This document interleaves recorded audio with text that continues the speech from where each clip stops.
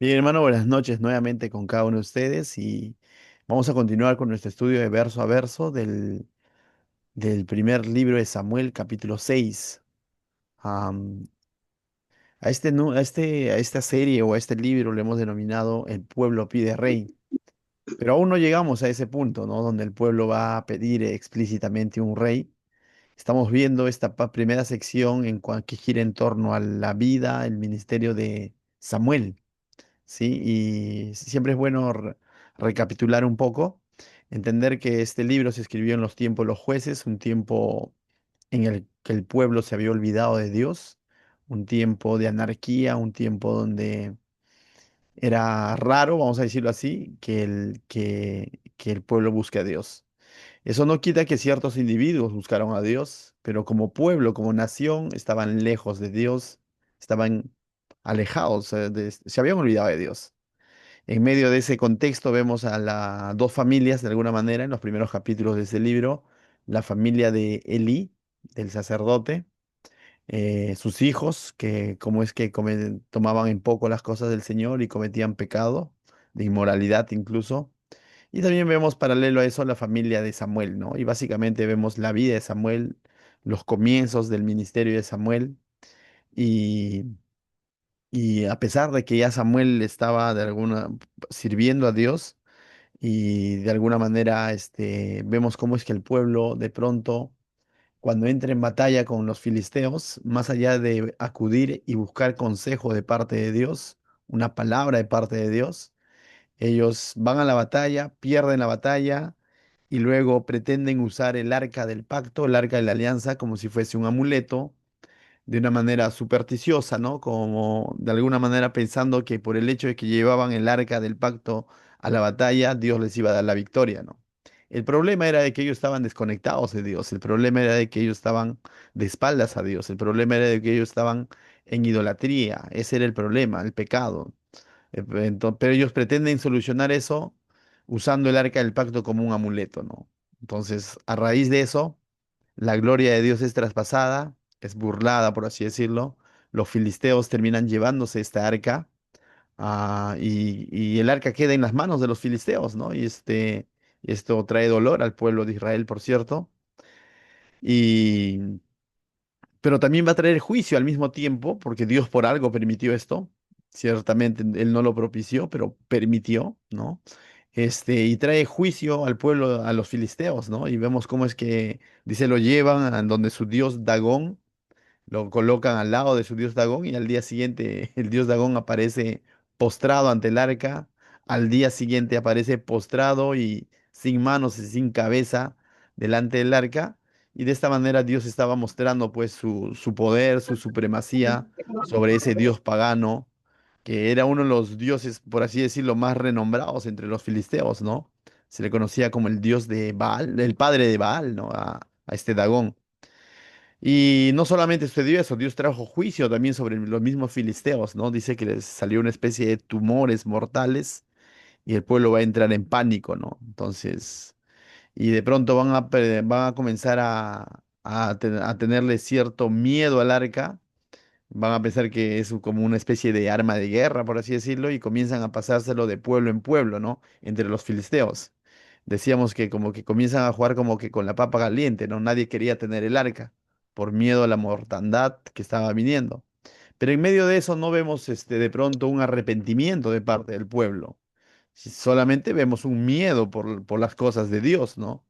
No vemos un arrepentimiento, un acercarse a Dios, un tema de reflexionar y decir, oye, realmente es Dios, realmente. Y ellos tenían dentro de su historial, ya habían escuchado del Dios de Israel, cómo es que sacó a su pueblo de Egipto, ¿no? Entonces, esto relacionado a las plagas era como para decir, definitivamente es Dios. Mira cómo ha dejado a nuestro Dios Dagón, ¿no?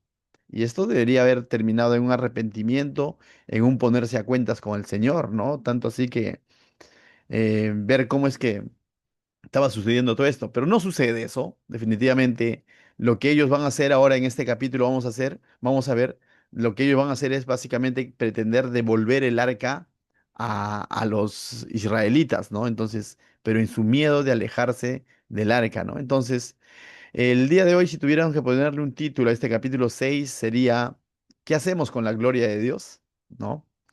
El capítulo 4 veíamos cómo es que la gloria de Dios fue traspasada, burlada, vamos a decirlo así, ¿no? A causa de la necedad del pueblo de Israel. El capítulo 5 podríamos decir cómo es que de pronto Dios se glorifica a sí mismo, ¿no? Se glorifica frente al dios Dagón, frente a los filisteos y todo lo demás. Pero a este capítulo podríamos ponerle un título, ¿no? ¿Qué hacemos con la gloria de Dios? No van a saber qué hacer, ¿no? Y van a hacer una serie de cosas que, voy a decirlo así, ¿no? Descabelladas realmente, pero vamos. Dice, estuvo el arca de Jehová en la tierra de los filisteos 7 meses, dice el verso 1. Mira, todo esto que hemos visto, hasta que ellos deciden devolver el arca, no ha sido 3 días, 4 días, ha sido 7 meses, ¿no? Y uno podría decir, ¿tanto soportaron? O sea, tanto tiempo lo tuvieron ahí a pesar de, de, de la mortandad, de los tumores y todo, a pesar de ver tantas señales de parte de Dios, del juicio de Dios, tanto tiempo se demoraron para poder devolver o de alguna manera, buscarle una solución. Es increíble, ¿no? Han sido 7 meses, pero esto también me recuerda un poco al hombre, ¿no? Es decir, a nosotros en algún momento quizás cuando a pesar de que veíamos el juicio de Dios o vemos las consecuencias muchas veces de nuestra necedad, de nuestras malas decisiones, no, muchos no reaccionamos tan pronto, ¿no? O no reaccionábamos tan ahí como que ya me pongo a cuentas con Dios, sino simplemente decíamos, bueno, ya pasar, le tratamos de dar una que otra explicación, ¿no? Y y no sé, ¿no? A veces uno dice, una cosa es caer en pecado, pero otra cosa es vivir frío en las cosas del Señor, ¿no? Y haber perdido esa comunión con el Señor y a pesar de ver de que está pasando a nuestro alrededor cosas que son consecuencias de nuestras malas decisiones, muchas veces seguimos ahí, este, metidos, ¿no? Y no tan rápido volvemos a Dios. Entonces, mis hermanos, consejo, ¿no? A raíz de este verso, no le demos tanta vuelta cuando de pronto vemos que el Señor nos se está mostrando, ¿no? Cuando el Señor nos está mostrando su juicio, si por algún momento hemos caído en pecado o estamos tomando malas decisiones y de pronto vemos que el Señor está mostrando su juicio en nuestra vida, no le demos tanta vuelta. La solución es venir y arrepentirnos ante Dios. Así como el hijo pródigo, ¿no? ¿Cuánto tiempo estuvo lejos de su padre, comiendo entre los chanchos, cuando la reacción quizás debió haber sido inmediata, ¿no? O sea, pero no siempre sucede. Pero que este pasaje nos recuerda que no hay que darle tanta vuelta. Si de pronto nos hemos alejado por algún motivo del Señor o nos llegamos a alejar por algún motivo del Señor, por algún pecado ahí escondido, mi hermano, no le des tanta vuelta. Ponte a cuentas con tu Señor, ¿no? No esperes más de 7 meses, por así decirlo. Bien, verso 2 dice entonces los filisteos, llamando a los sacerdotes y adivinos, preguntaron, ¿qué haremos del arca de Jehová? Hacernos saber de qué manera lo hemos de volver a enviar a su lugar. Entonces, lo que ellos están pretendiendo aquí, nuevamente, no es arrepentimiento. Lo que está sucediendo aquí es que ellos están queriendo deshacerse del arca, porque están viendo el arca como, voy a decirlo así, ¿no? Como un arma mortal, como un enemigo para ellos. No están entendiendo que todo esto lo está causando el Dios justo, el Dios santo, el Dios de Israel, el Dios de quien se conocía en esos pueblos paganos, ¿no? Ellos conocían quién era el Dios de Jehová y no lo están reconociendo como tal. Lo que están planificando o consultando es cómo nos deshacemos del arca. Por eso el título de este libro es, de este capítulo, ¿qué hacemos con la gloria de Dios? No sabían qué hacer. Y entonces consultan a los adivinos y mira lo que dice el verso 3. Los adivinos, ellos dijeron, si enviáis el arca del Dios de Israel, no le enviéis vacía, sino pagadle la expiación. Entonces seréis sanos y conoceréis lo que no se apartó de vosotros y conoceréis por qué no se apartó de vosotros su mano, ¿no? Entonces, de alguna manera estos adivinos, dan un consejo, ¿no? Diciendo de que se deshagan, que al momento de deshacerse del arca, hagan una especie de pago, ¿no? Dice, presenten algo en expiación, ¿no? Pagadle, dice, ¿no? Y eso es lo que van a hacer, ¿no? Van a pretender de alguna manera, en su razonamiento, en su manera de ver ellos, van a pretender pagarle a Dios o presentarle una expiación, ¿no? Bien, verso 4 dice, ellos dijeron, ¿y qué será? Dice, ¿y qué será la expiación que pagaremos? Ellos respondieron, los adivinos, conforme al número de los príncipes de los filisteos, 5 tumores de oro y 5 ratones de oro. ¿Te has dado cuenta? Si la Biblia fuera ilustrada, dice así alguien, o sea, podríamos ver cómo eran esos tumores, ¿no? Porque de alguna manera van a replicar esos tumores del cual se llenaron de oro, ¿no? Y van a ser también, dice, 5 ratones de oro. Es interesante porque esto de los ratones está muy relacionado a los tumores y es por eso que algunos comentaristas creen que de alguna manera era una especie de peste bubónica, ¿no? Que afectó a todo el pueblo, ¿no? Porque tenía que ver con ratones y todo lo demás. Ya que ellos de alguna manera aquí van a replicar tanto los tumores como los ratones, ¿no? Que los han rodeado, por así decirlo, o la plaga del que han sufrido, ¿no? Dice, porque una misma plaga ha afligido a todos vosotros y vuestros príncipes. Pero la pregunta sería, ¿por qué 5? Bien, más adelante vamos a ver a detalle, pero te adelanto, ¿no? El pueblo filisteo básicamente tenía 5 ciudades principales, ¿ya? Entonces, por eso dice, ¿no? Pagarle por, conforme al número de príncipes de los filisteos, ¿no? Y entonces, al haber 5 ciudades principales, había una especie de 5 líderes, 5 príncipes, ¿no? Entonces, de alguna manera van a hacer una especie de pago por cada una de estas ciudades, ¿no? Entonces, continuamos. Verso 5 dice. Haréis pues figuras de vuestros tumores nuevamente y de vuestros ratones que destruyeron la tierra, y daréis gloria al Dios de Israel. Quizá así aliviará su mano de vosotros y de sobre vuestros dioses y de sobre vuestra tierra. Entonces había sido afectado el pueblo, había sido afectado la tierra y había sido afectado sus dioses, ¿no? Aquí vemos definitivamente el poder de Dios, ¿no? Definitivamente, ante esta evidencia, creo yo, era para reconocer que realmente Jehová es el Dios verdadero. O sea, la mejor reacción ante esto era venir y postrarse ante Dios y entregarse como pueblo a Dios. No tanto pensar librarse de la plaga, librarse del daño de la tierra o librar a sus dioses, ¿no? Pero eso es lo que hace el mundo, ¿no? Defender a sus propios dioses, ya que sus dioses no se pueden defender, ¿no? Pero nuestro Dios es poderoso y ha mostrado su poder ante el pueblo, ante la tierra y ante esos falsos dioses, ¿no? Entonces, dice, y haréis figuras, dice, de vuestros tumores, ¿no? Y entonces ellos van a hacer una especie de figuras de sus propios tumores, pero a base de oro, ¿no? Y de los ratones y a base de oro, ¿no? Entonces, y van a darle una especie, esto lo van a dar como especie de sacrificio, de expiación, ¿no? Y básicamente le van a dar un sacrificio que Dios no ha pedido, porque si nos vamos al Levítico, Dios fue específico en cuanto a los holocaustos y que sacrificios que demanda de su pueblo, ¿no? Ellos en su ignorancia van a presentar todo eso, y a veces, mis hermanos, cuando estamos perdidos o cuando hemos estado perdidos, si es que ya todos son cristianos, pretendíamos nosotros a veces presentar ciertas cosas como sacrificio a Dios, ¿no?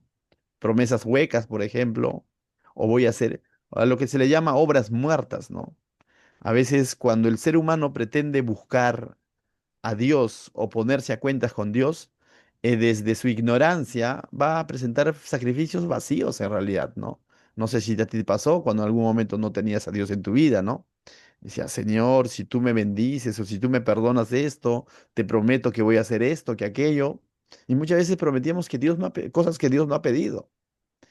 Y eso hoy en día sigue existiendo, tanto en el mundo, pero también en algunas sectas sigue ocurriendo eso, ¿no? Donde le presentan ciertos disque sacrificios a Dios, sacrificios que Dios no ha pedido, ¿no?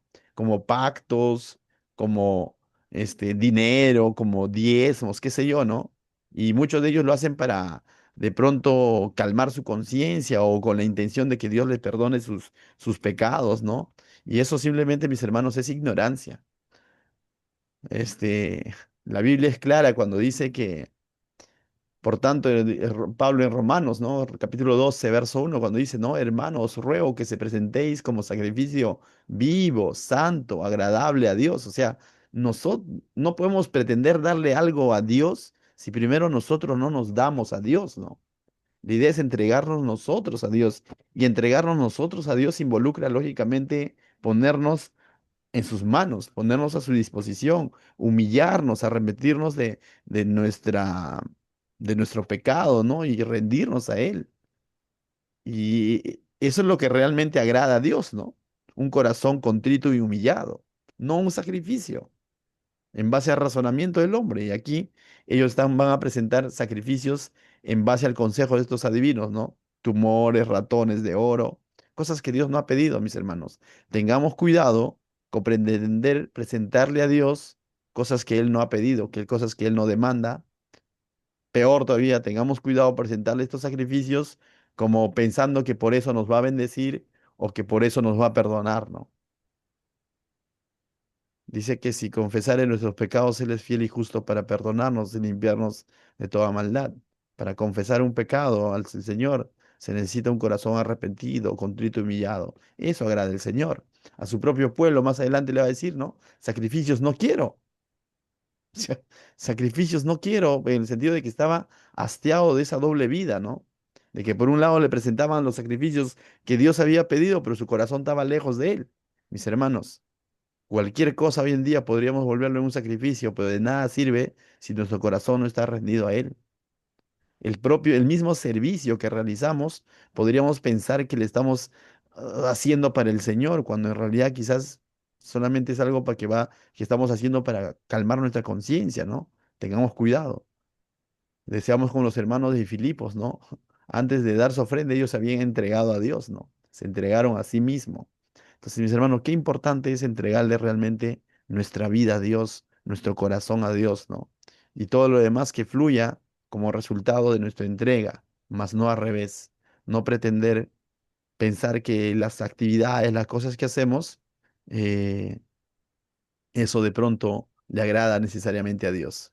Podemos hacer muchas cosas, pero si nuestro corazón no está entregado a Dios, no va a ser de agrado para Dios. Podemos hacer muchas cosas, pero si son hechas sin fe, sin confianza, sin nuestra confianza puesta en Dios, dice que sin fe nadie puede agradar a Dios. Entonces, mis hermanos, asegúrate de eso, ¿no? Que todo lo que vienes haciendo sea realmente resultado de una entrega genuina de corazón al Señor. Amén. Continuamos. Verso 7. Vamos a ver ahora cómo es que estos filisteos van a poner en marcha el consejo de los adivinos, ¿no? Haced pues ahora un carro nuevo, dice, y tomad luego dos vacas. Este es interesante, yo quisiera que prestes atención en los detalles, ¿ya? Dice, haced pues ahora un carro nuevo y tomad luego dos vacas que críen. Cuando hace la Biblia hace referencia a vacas que críen, era vacas que acababan de dar su cría, ¿no? Entonces, y que por tanto estas vacas van a tener un apego ya con sus crías en esos primeros meses, ¿no? Es decir, van a estar dando de mamar a sus crías, ¿no? Entonces, esas eran dos vacas que críen, ¿no? A las cuales no hayan sido puestas yugo, otra condición que estas vacas no sepan qué es llevar yugo, ¿no? O sea, nunca han trabajado con el yugo puesto, ¿no? Entonces esto tiene que ser extraño para ellos. Y es interesante, ¿ah? Y uncid las vacas al carro, dice, y haced volver sus becerros de detrás de ellas a casa. Es interesante. Vamos a verlo cuando pongan en práctica todo esto, ¿ya? Que tiene que ver con sus becerros, sus crías, devolverlos a su casa y dejar a las vacas con su yugo y ceñidos al carro, ¿no? Entonces vamos a ver. 8. Tomaréis luego el arca de Jehová y lo pondréis sobre el carro sobre el que iban a estar atados estas vacas, ¿no? Y las joyas de oro que le habéis de pagar en ofrenda por la culpa, las pondréis en una caja al lado de ella y la dejaréis que se vaya. Y observaréis, si sube por el camino de su tierra a Bet-Semes, él nos ha hecho este mal tan grande. Y si no, dice, sabremos que no es su mano la que nos ha herido, sino que esto ocurrió por accidente. Esto me parece un poco, eh, no sé, o sea, y me recuerda un poco también al ser humano, a nosotros, ¿no? Este, hasta hace un momento hemos visto que definitivamente lo teníamos claro, ¿no? de que Dios había tenido juicio a la tierra, al pueblo y a sus propios dioses. Ha dejado a Dagón sin manos y sin cabeza. ¿A quién le cabe duda de eso? Y cuando esto pasaba a otro pueblo, pasaba con el otro pueblo, ¿no? Pero pareciera que aquí, que cuando ya van a poner en práctica el, el dejar ir el arca, de pronto se les pasa por la cabeza, dice, si es que se va por la tierra de Bet-Semes, van a tener certeza que él es el que los ha herido, les ha traído ese mal tan grande. Pero si no, dice, sabremos que no es humano. Entonces, como que de pronto, esto me recuerda un poco como que dice, ¿no? A veces el cristiano ora, o quizás oramos, me voy a meter al saco. Señor, muéstrame si esto no es de ti, por favor, entonces que no, no sé, ¿no? Que no entre la llamada, ¿no? O sea, si no es de ti, que no entre la llamada, ¿no? Entonces, algo así, ¿no? Y de pronto ya, esa ha sido como que la señal que le has puesto al Señor, ¿no? Y no entra la llamada, y de pronto dices, ¿y si le timbro? ¿No? O sea, ¿y si le timbro? Y le timbras y te devuelven la llamada. Uy, parece que sí es. Algo así, ¿no? O sea, si no es de Dios, no es de Dios, mi hermano. Y si es de Dios, es de Dios, pero tenemos que tenerlo claro. Pero aquí vemos como que de pronto ahora están dudando, ¿no? Entonces, s- si en algún momento el Señor nos muestra que hay consecuencias de nuestras malas decisiones y de pronto nosotros percibimos eso y nos damos cuenta que la situación que estamos viviendo es consecuencia de una mala decisión y nos hemos arrepentido y probablemente ya está pasando eso, que no se te venga a la cabeza diciendo, ¿y si no era así?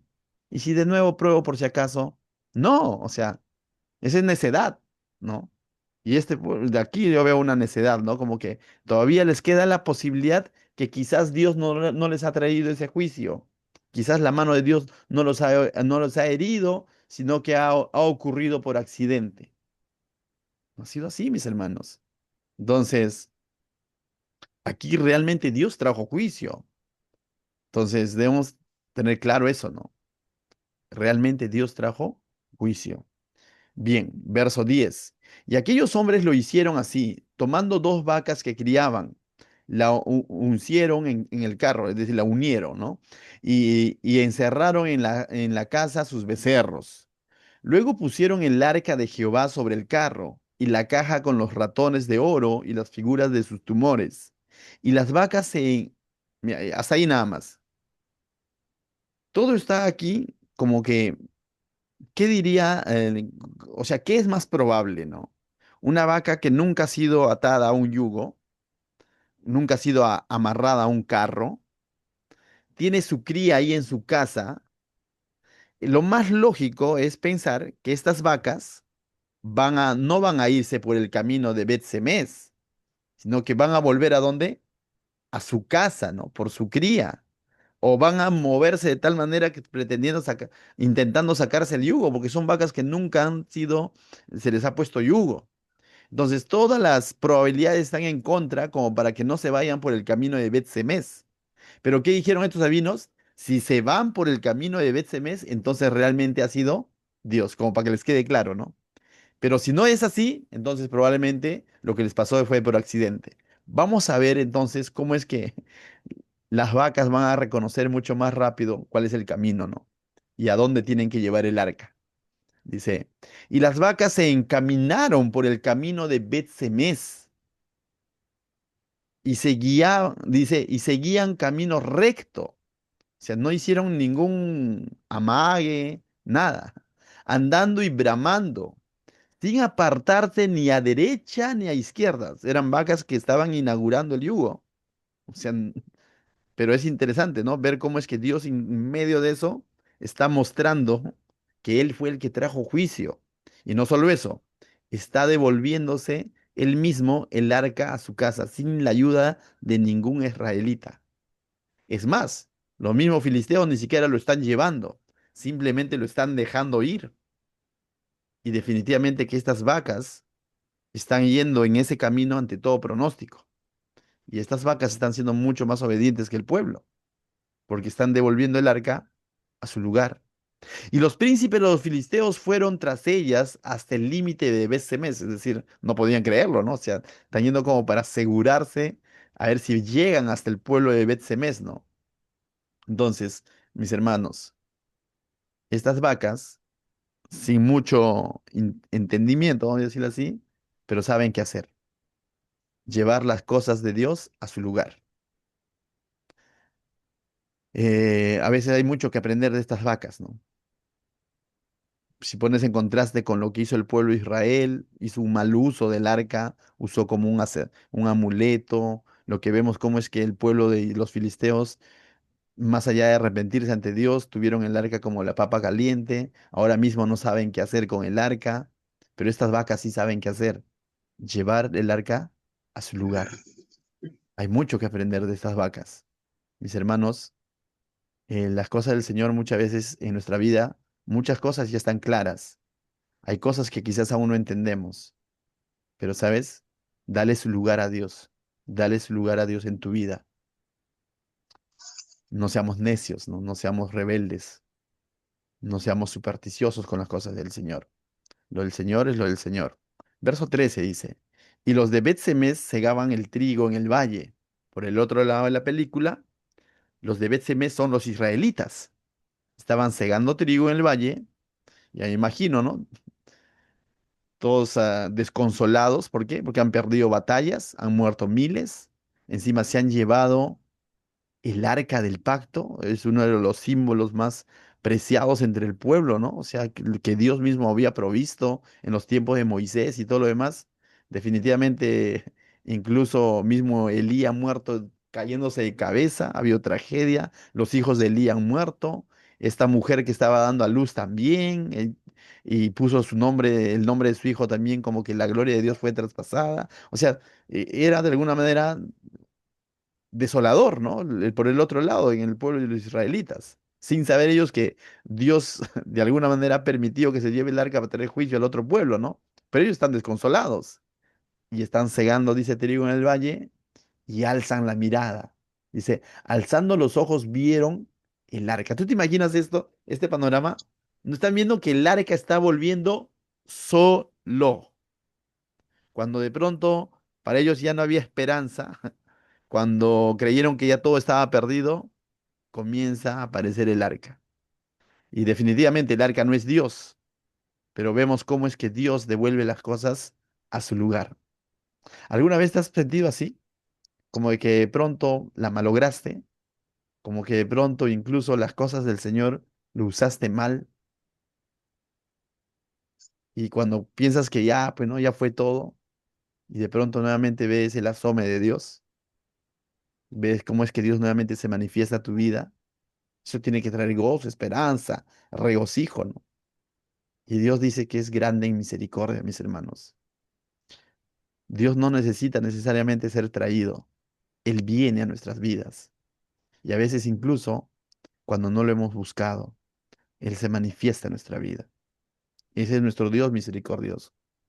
Aún a veces cuando en nuestra necedad hemos dicho, ya la malogré, ni más voy a la iglesia, qué vergüenza. Y hemos estado ahí como el hijo pródigo y vemos cómo es que Dios se manifiesta. Ese es nuestro Dios misericordioso. Ese es nuestro Dios. Justo, poderoso, pero también misericordioso. Y va a volver. Ahora, es otra historia cómo el pueblo va a reaccionar con todo esto, ¿no? En ese instante dice, y se regocijaron cuando vieron, definitivamente, en un principio. Verso 14. Y el carro vino al campo de Josué de Bet-Semes y paró allí donde había una gran piedra. Y ellos cortaron la madera del carro y ofrecieron las vacas en holocausto a Jehová. ¿Viste el final de estas vacas obedientes?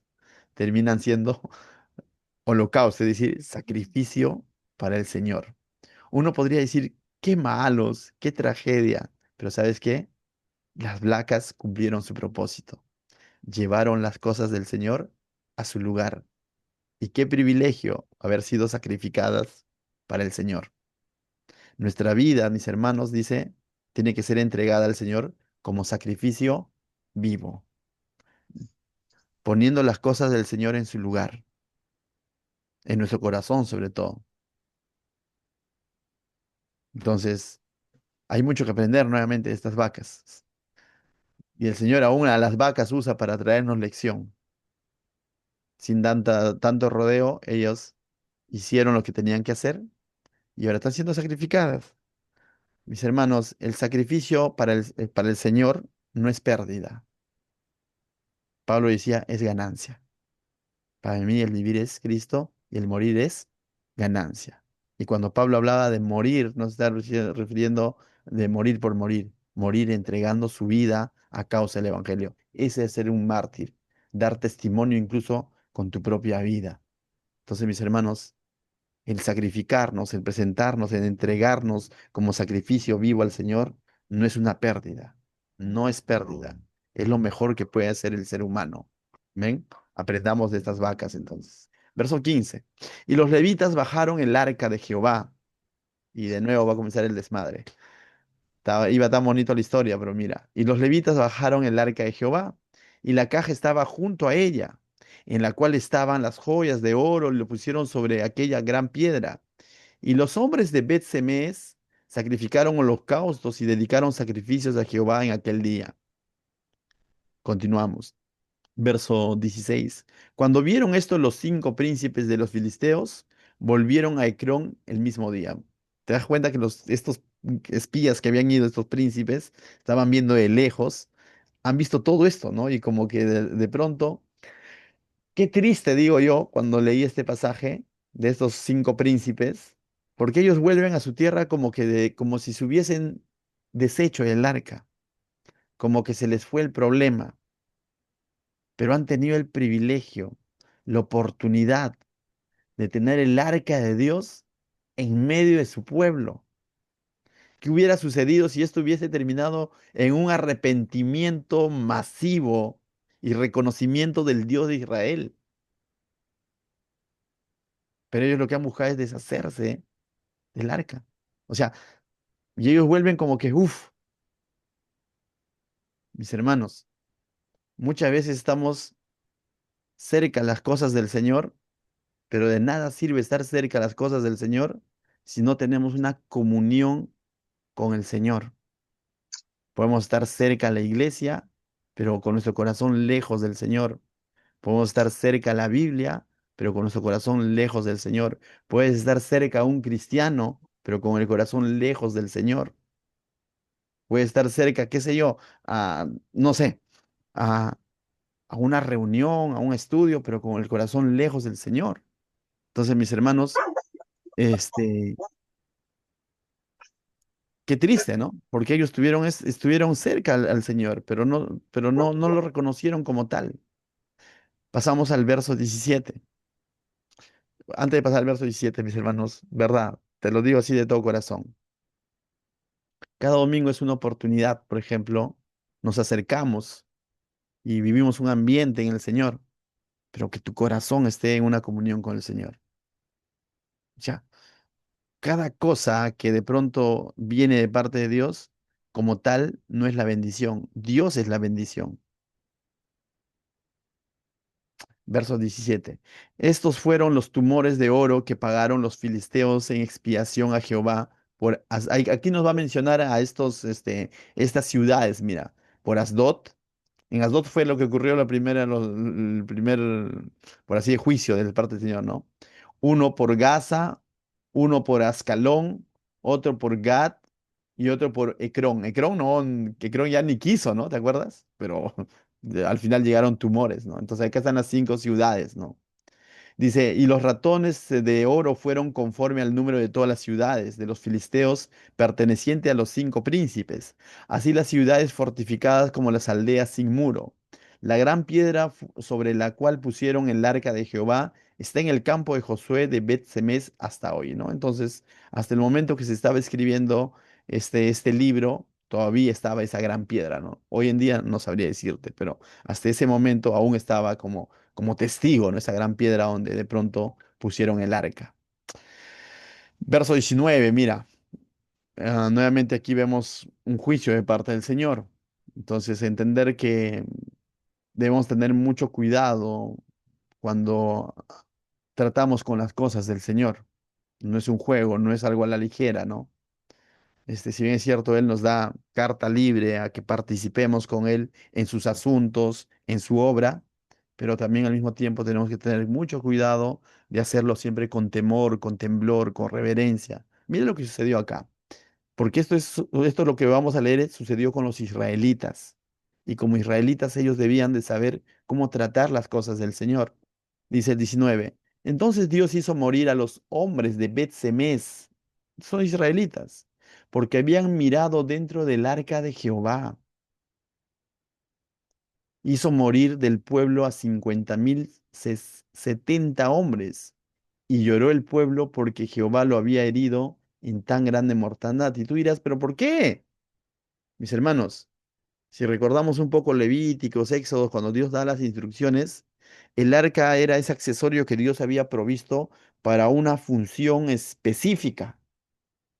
Es más, el único que tenía acceso al arca que se encontraba en el lugar santísimo era el sumo sacerdote y eso previo sacrificio que tenía que hacer por él, ¿no? Y luego por el pueblo. Pero ellos, conociendo esto, no sé si en su emoción, qué sé yo, en la curiosidad que mata al gato, como dicen, lo que han hecho, dice, han mirado dentro del arca.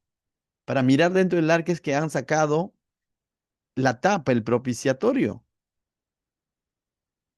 Y eso les costó la vida, trajo una gran mortandad. En eso es que me refiero, ¿no? De que debemos entender que ciertamente Dios nos da acceso, nos da el privilegio, siempre decimos, ¿no? De participar con Él. Él solo lo haría mejor, pero Él nos da ese privilegio de poder estar inmersos en sus asuntos, de poder servirle de diferentes maneras, mis hermanos, pero eso no significa que debemos de tomar en poco las cosas del Señor.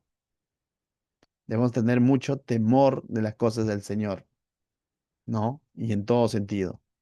Y aquí ellos simplemente, Dios había sido claro con con qué trato se tenía que dar el arca, ¿no? Y el pueblo como tal ya lo ha usado como amuleto y han terminado en una gran mortandad. Miles murieron en esa batalla. Ahora ellos no han aprendido la lección, destapan el arca. Entonces, mis hermanos, reflexión, tengamos cuidado cuando se tratan las cosas del Señor, ¿no? Lo del Señor es lo del Señor. Amén. Verso 20 dice, y dijeron los de Bet-Semes, ¿quién podrá estar delante de Jehová el Dios Santo? ¿A quién subirá desde nosotros? Dice, no, sí, ¿a quién subirá desde nosotros? Dice.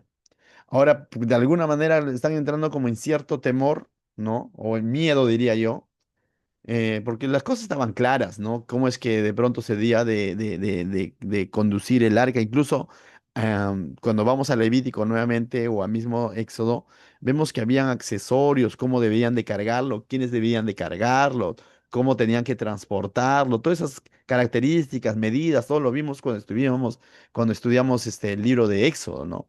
Pero ellos se hacen esa pregunta, ¿no? Dice, ¿quién pondrá estar delante de Jehová nuestro Dios? Dice, ¿a quién subirá?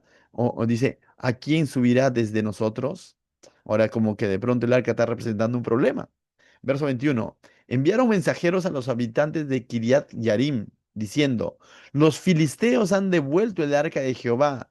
Descended pues y llevadla vosotros, ¿no? Entonces, de pronto ellos están, no sé si porque realmente querían que el arca esté en su lugar o por el miedo que han entrado porque han muerto miles por estar curioseando el arca, ¿no?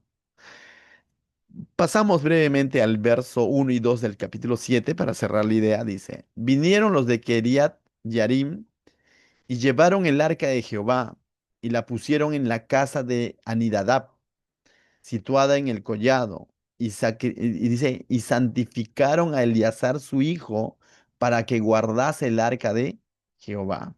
Entonces aquí de alguna manera vemos de que el responsable, ¿no?